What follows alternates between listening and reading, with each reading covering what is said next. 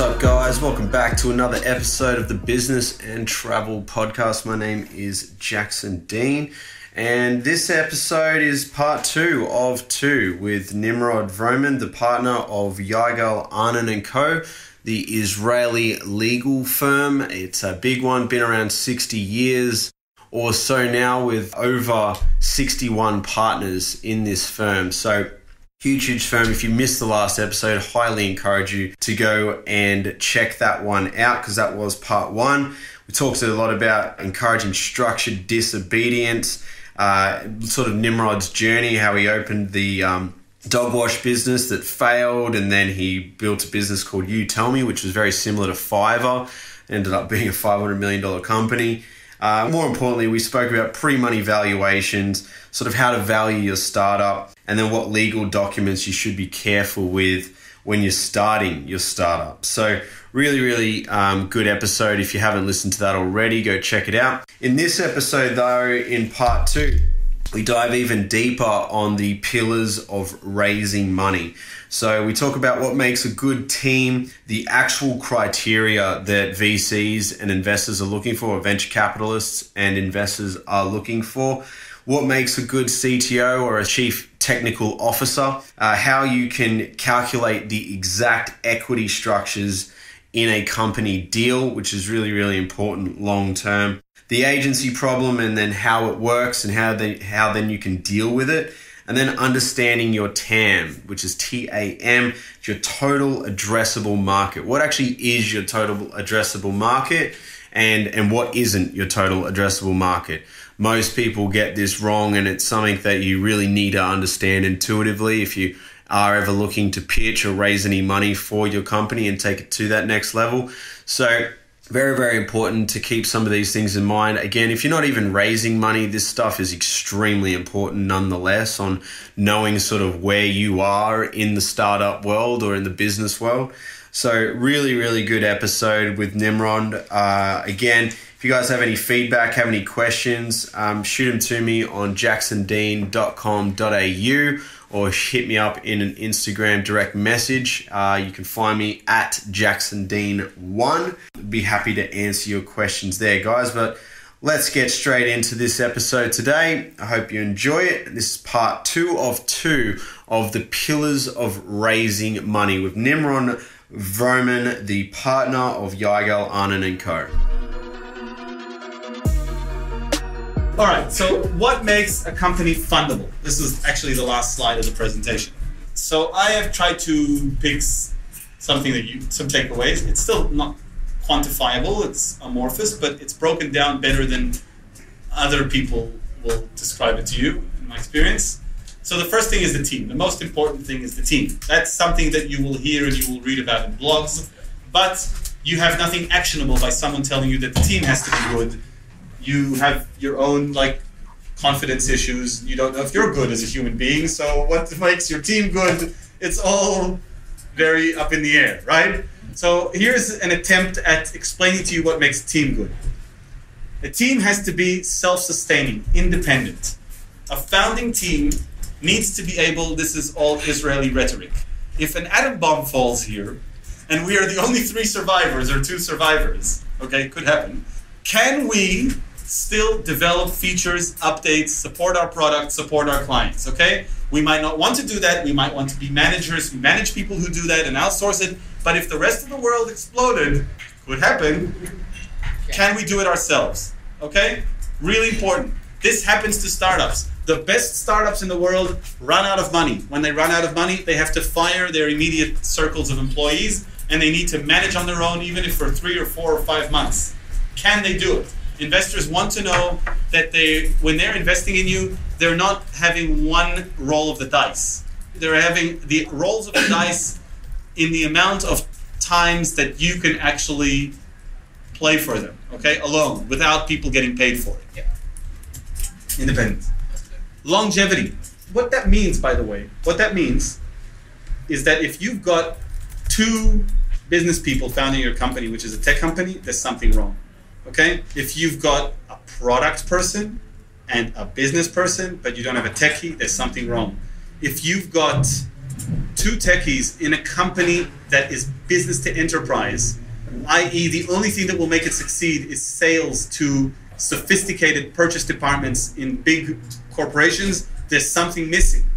Moreover, the equity in your company needs to reflect the ability of the founders to provide longevity. What does that mean? If you are a CTO in your company, you need to be a full stack CDO to make this company independent. But you also need to be a CTO, a person with the ability to manage employees, big teams, and hire people. Hiring people is huge. Building big teams is huge. If you can only be a full stack developer and not have any access to personnel, you're actually not a CTO. Okay? So you're a co-founder and a full stack, but not a CTO. This company, you may grow into being a CTO in the future, but the company may as well also need to hire a CTO and kind of relegate you down.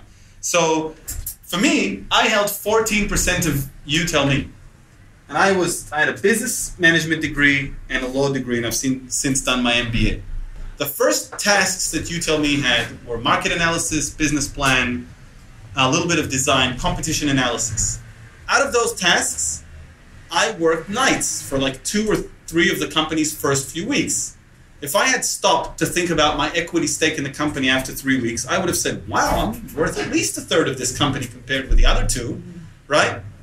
And then 6 months down the road, I would be like, nah, maybe I'm only worth 14 because I don't really know how to market or business develop. I'm 25 years old. I haven't got that experience. And frankly, today, when I advise companies how much to give the business guy, if him or her are like 25 or 26 years old, don't have sales experience, don't have the type of white hair that gets you to sell an enterprise product, or don't have the huge success in building million plus user apps, right, in ASO or SCM or whatever, I tell them, yeah, give them 2%. So I think I should have actually held 2% in You Tell Me, not 14. I think that was a big problem. I could have grown into holding 14 if I provided it, if I brought it. But had I not brought it, somebody else needed to, taken the equity, diluted everyone else. I should have been the one taking the dilution. The team structure needs to reflect the actual and expected contribution of the co-founders. And in my humble opinion, and not everybody will tell you this, that consideration trumps the communist consideration of equality. Oh, we're 3 people, let's just give everyone a third. Yeah. So don't take an egalitarian view, actually like individual contribution. Well, you can decide to go back to the egalitarian view after you have conducted this extremely detailed analysis of what people are expected to bring to the table and decided that it's still okay to give everyone a third. Okay? But you need to be able to have conducted that discussion and set expectations so that when you fire someone, when 2 founders let a founder go and then exercise reverse vesting and take away that person's shares, that person is like, yeah, that makes sense because it's in connection with our preliminary discussion. So the expectations need to be set right. Also vis-a-vis investors. And investors will tell you that. They'll tell you, you're not a CEO of this company. You're going to need to be replaced. This cap table doesn't make sense. So they're going to tell you, and you're going to be like, oh, that's another vulture capital, toying with my company as if it were a doll. It's not true. It's actually an educated thought about equity structures and what's expected for the company, etc. Moreover, talk about the background of the team. If you have anything cool to say about yourself, do not be shy and flaunt it, okay? The reason that you need to flaunt your best qualities in an almost like exaggerated way is because you get no brownie points for humility and because of the agency problem. Does anybody here studied economics? Okay, so the agency problem, you want to explain what it is? Yep. Okay. Like I said, 3 years in the army, lost, or 3 years just drunk.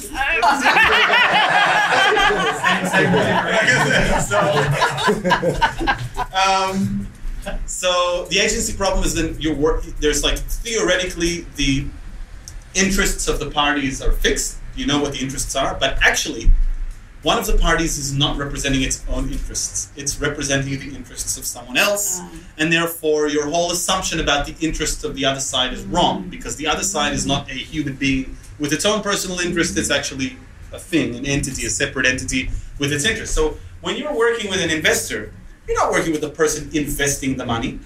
You're working with the person managing a fund, going back to raise money, okay, from its investors. Even when you're in front of an angel, watch how most of the deals end up with a group of angels investing in you, which means that angel went to its mates at the golf course and told them, why do we want to invest in this really cool fintech company?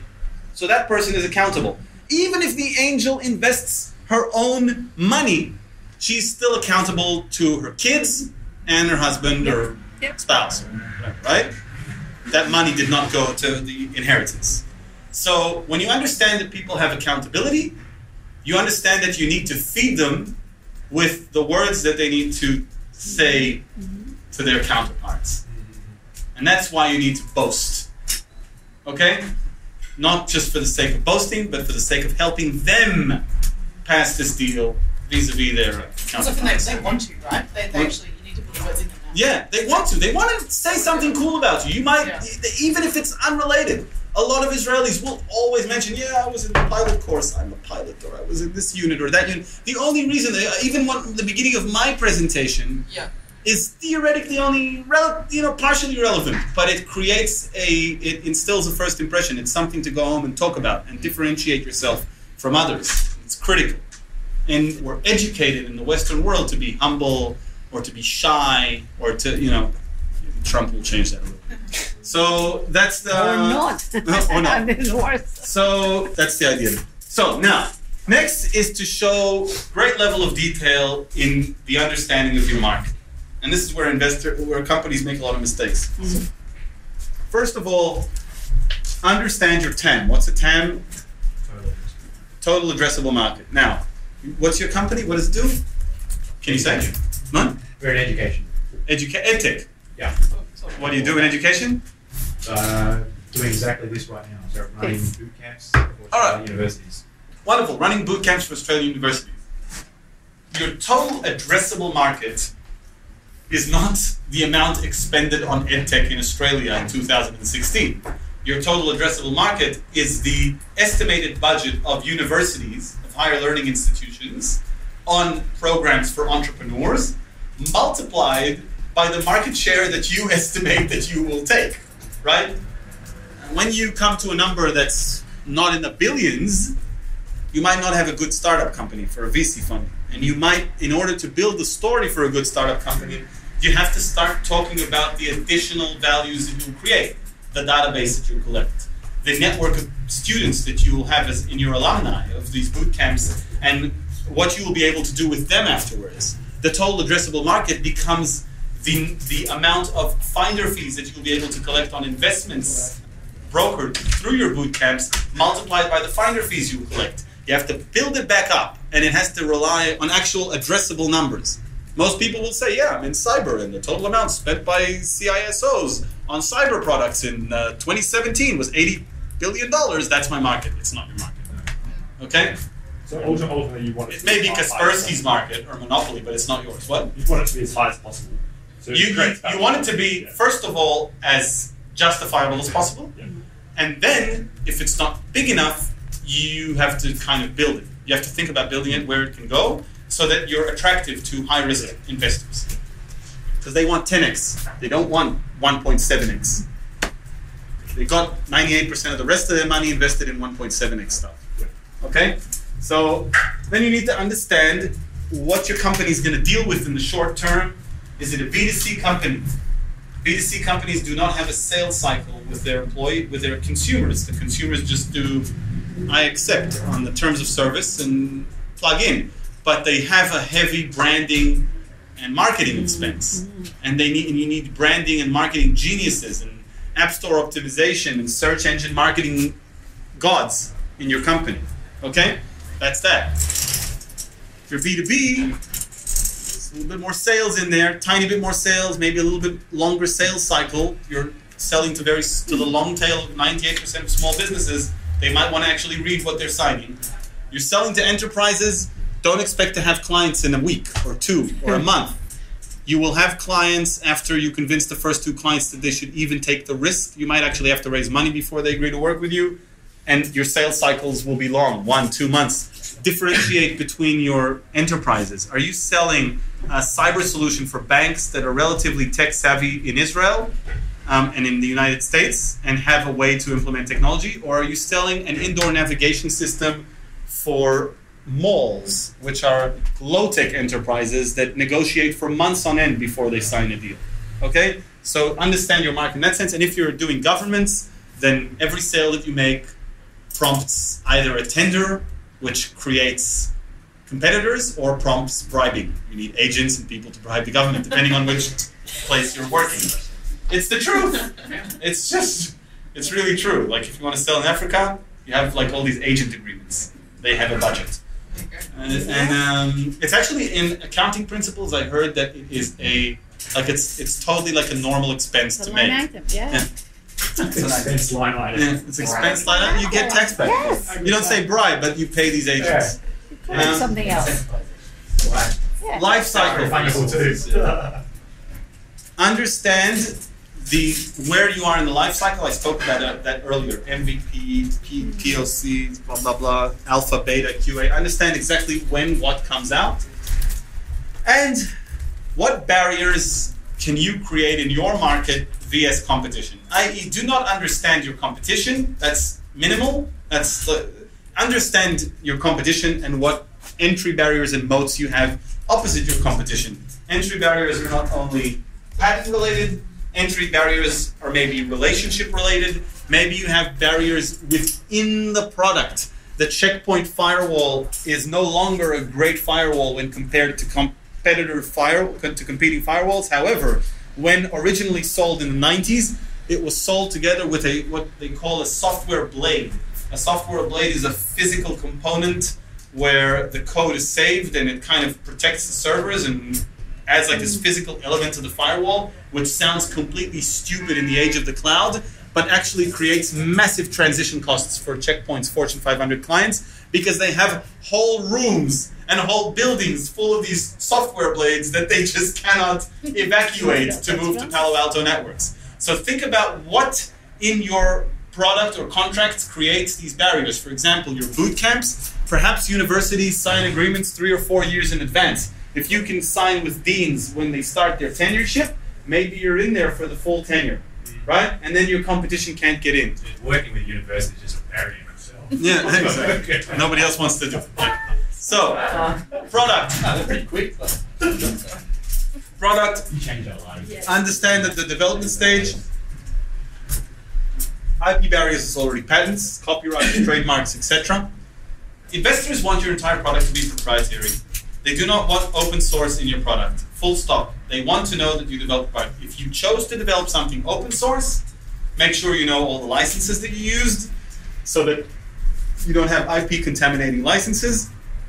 And moreover, understand what it takes to turn all of your open source coded product into proprietary product. The investors have to feel like they're investing in something that's proprietary, in-house, or at least will be in-house with 1 or 2 degrees of separation. Okay? It's really important that founders don't think about that. Geeky founders think it's really cool. And it seems like everyone's talking about everything being available, like open source. Yeah, everything's available open source for your MVP. But when you want to raise 3 million or 4 million, you got to know how to develop proprietary. So this is the bit where I get personal. So I like to dance salsa. And I'm actually addicted to it. I know it's like a scene. Are you guys from Sydney or Melbourne or what? Well, I'm originally from Mexico, so. Oh, there you go. All right. Gold Coast. So. Gold Coast. All right. So there's a good salsa scene in Sydney. I can say that. I've been there now for 2 weeks in business development and amazing. When you're addicted to salsa, you're like into it very much. You start watching YouTube videos of people dancing salsa. Yeah. Sometimes you fall asleep to it. Yeah. When you're really like into it, like big time, you will watch like the same people. and try to learn them and imitate them and change the speed and of the video. And then when it gets really bad, you start reading the comments. Like who reads YouTube comments? Yeah. I don't know. Wow. People who are addicted to salsa and watch salsa videos read YouTube comments. You really like salsa? This is my way of inviting all of you. There are great salsa clubs in Israel. By the way. Yeah, there's a good salsa scene, I'm sure here. There's a good salsa scene here. Funny. So I'm going tomorrow night. What's the deal? Jackson was just asking Dennis if he can dance. Can anyone dance? Oh, I've got video of Dennis dancing. Don't worry. That's under the uniform. Havana is amazing. The club is amazing. It's like a cult. You walk in, there's like 400 people that are in the middle of nowhere dancing salsa, getting pissed. It's great. I recommend it highly. Tuesdays and Thursdays. You still here? Melbourne swing dancing. You know swing? I try. Not for you? No, it's not for me. I actually want to know how to do it really well, so I It's a can't. big swing scene in Melbourne. Yep. That's not swinging. So when I'm reading these comments, there's this guy called Terry Salsa Lianza. He changed his name to Salsa Lianza. And I'm reading these comments on the YouTube video of him dancing. I really recommend. Wondering where you're going with this. I'm going with it. I'm reading these comments and I'm ecstatic about this video. I'm ecstatic. Oh my God, this is amazing. I'm reading all these comments in Spanish and French and English saying, "Oh, the tre bailando, great, amazing." Oh, that. And then I read this guy, this obnoxious, saying, "I don't understand all you YouTube commenters. It's ridiculous. You're claiming what great musicality this person has. You're saying how many variations he knows in the salsa. You're saying that he knows the words of the songs or how he dances how he leads this girl like she was a puppet. I really don't get all of you guys or people. This person has a dance school in France. It's got 400 people. You know it because you're commenting on his video. He's actually making his living through salsa dancing. He's got videos on YouTube that are promotional videos. Would you expect him to not be a 10 on musicality, knowing the variations, leading the girl like a puppet? Like, why are you even making this comment? If you were watching the opera, would you sit in the opera and say, "Oh wow, this opera singer can really be an opera singer? She's an opera singer. You just paid to get in," right? So what I'm trying to say is obnoxious, but what I'm trying to say is that he's right. These things are the Olympic minimum to be a funded company. You can't say, "Okay, check, I can raise money." It's not good enough. Your investors are going to be that obnoxious asshole saying, "You want to raise my money and you don't know what development stages your product has? Or you think you're going to have to replace someone, you don't know who with and how or when, but it'll be okay? Is that how you want to raise my money?" This is the Olympic minimum. You need to check all these boxes. There are exceptions to the rule, but they actually only tell you what the rule is. I'm done in 2 minutes. No, yeah, okay. No, we still need to see him dance salsa.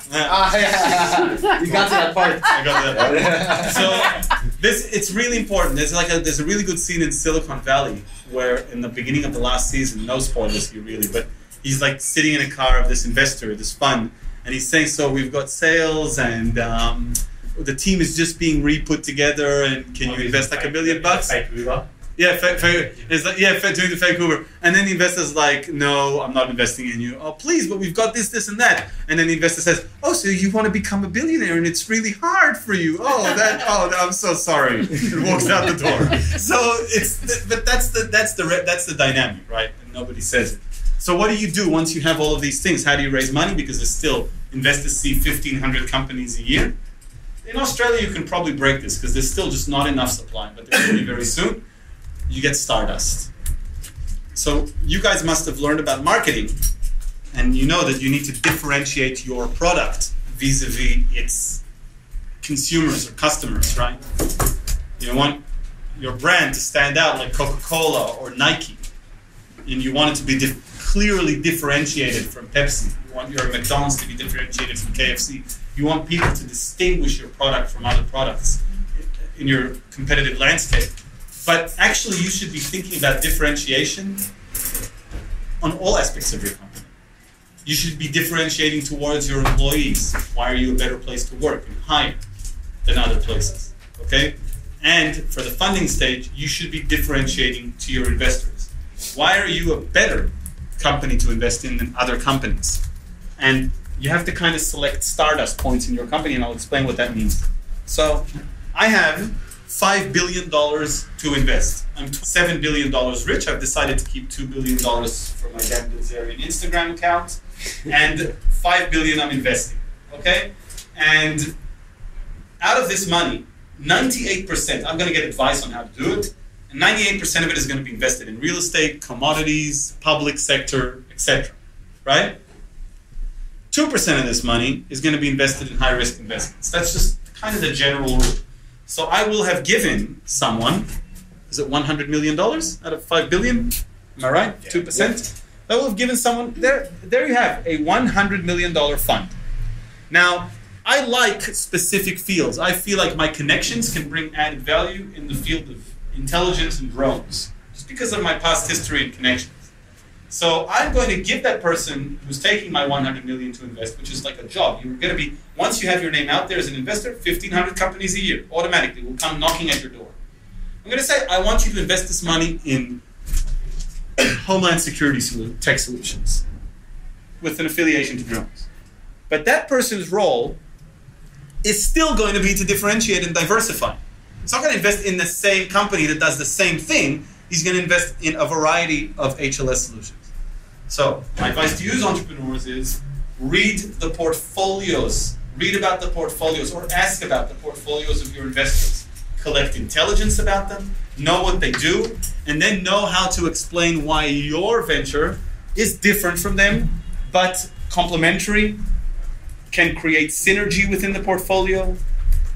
One company dies, all of its employees automatically have another job in the other company.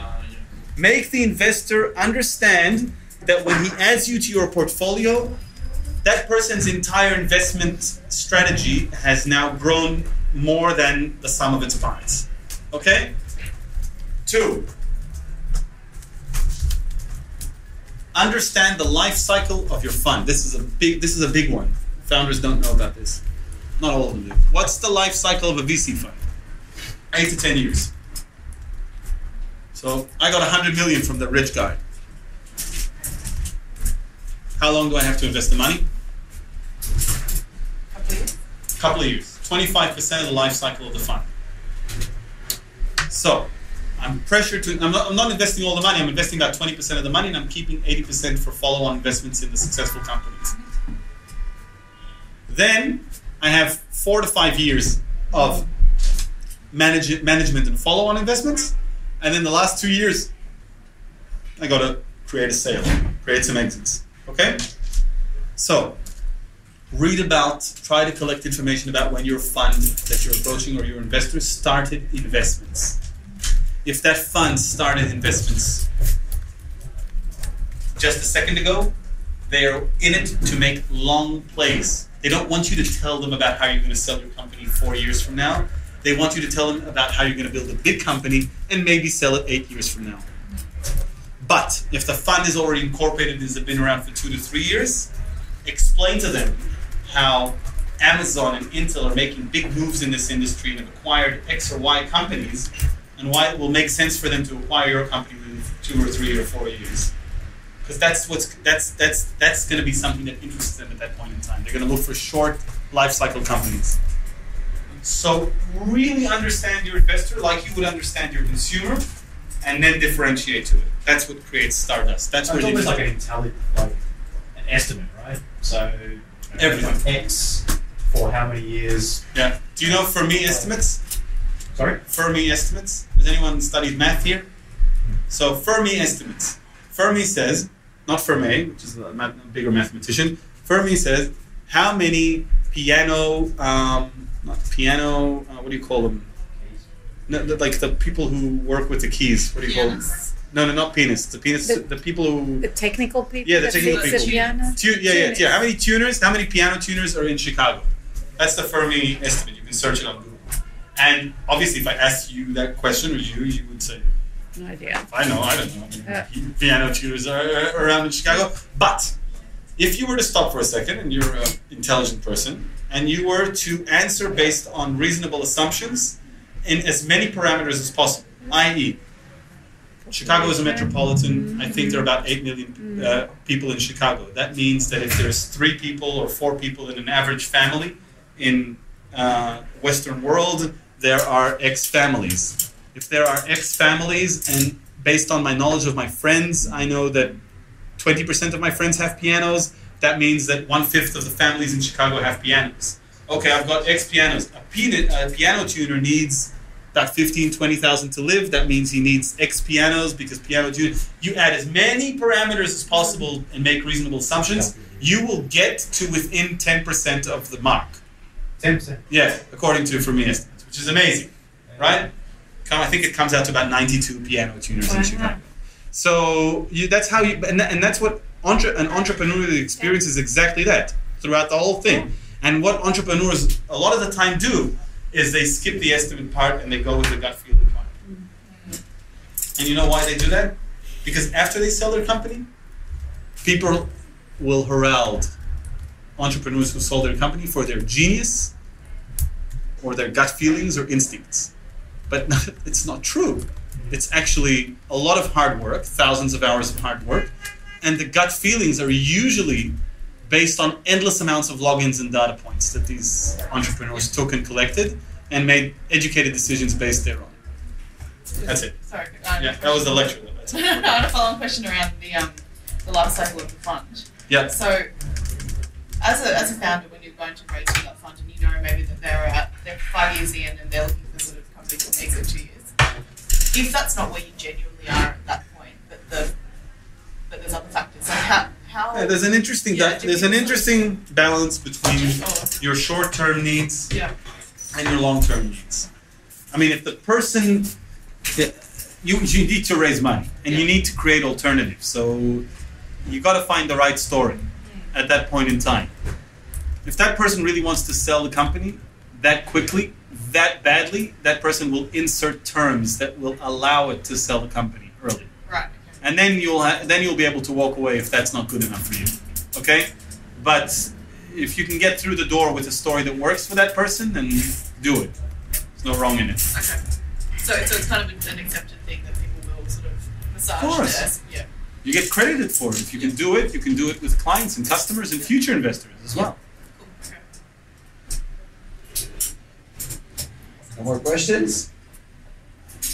I was going to say, I think what were you talking about in the product stage and proprietary? I just didn't quite understand that. So basically, I mean, what's your company do? It's like events, connecting people to events. Okay, connecting people to events. So there are open source modules that will deal with like a calendar module. Like you can download a calendar. You don't have to develop your own calendar. There are calendars available. Calendars where you can add events to. There are open source calendars where you can add events to.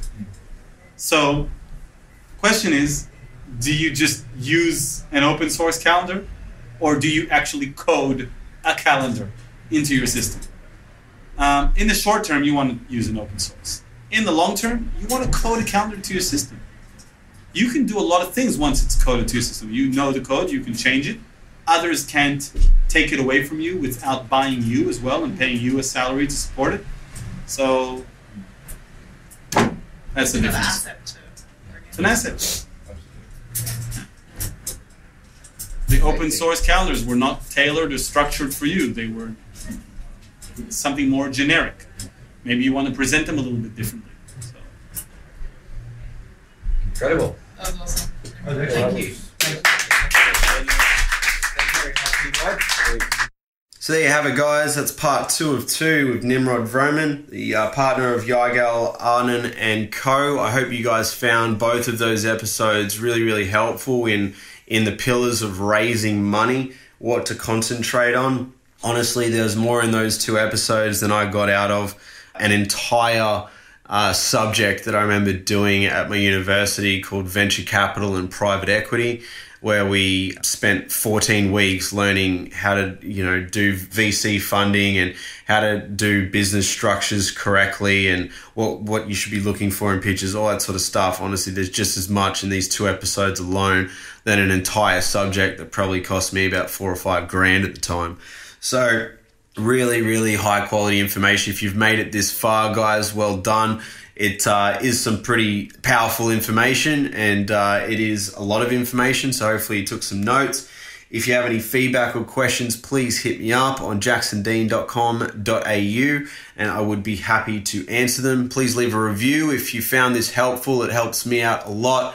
And shoot me a direct message on Instagram with any questions or feedback as well.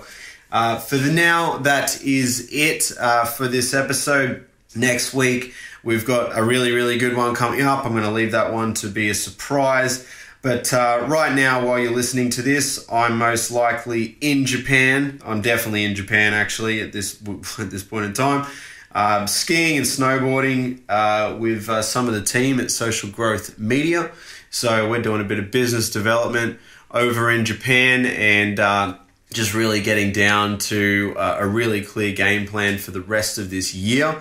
So that's what I'm up to at the moment. If you want to check out what we're doing over there, you could probably see some of the photos I'll have posted on Instagram on the Thursday, since I'm on this social media detox at the moment, just trying to be on once a week and try and just get away from it for the rest of the week while we are doing what we're doing at Social Growth Media. It's pretty intense, a lot of digital marketing, a lot of social media marketing. So for me, it's been a big effort to try and get off for 6 days of the week and get my team outsourced and doing a lot of that heavy lifting. So if any of my team are listening to this, thank you for doing that and getting that off my schedule so that I can concentrate on building and building and building.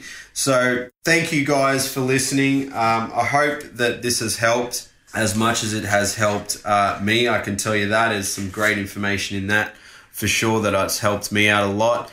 Thank you, Nimrod, for sharing. It's really, really cool to be a part of a trip where we've got exposed to the Israeli culture and mindset of just sharing information openly in a very open source format. Very similar to the mission that I have behind this podcast, which is just getting this information out to you guys for free to help you guys for no other reason but to help you guys. We got given this information and we got the privilege of being a part of it. I was lucky enough to be able to record it, and now I've been lucky enough to upload it and get it back to you guys so that you can listen to it. So it's all about open sourcing our knowledge and working together to make sure we have the best chance of winning, because it's tough out there, guys. It's not easy, and every little bit of information that I can give you guys from my experience and my connections and networks and so forth, hopefully will help you out on your journey. So again, guys, I'll look forward to hearing from you and getting that feedback. I do appreciate it. And I will see you in the next episode. Have a great week. And remember that execution is everything.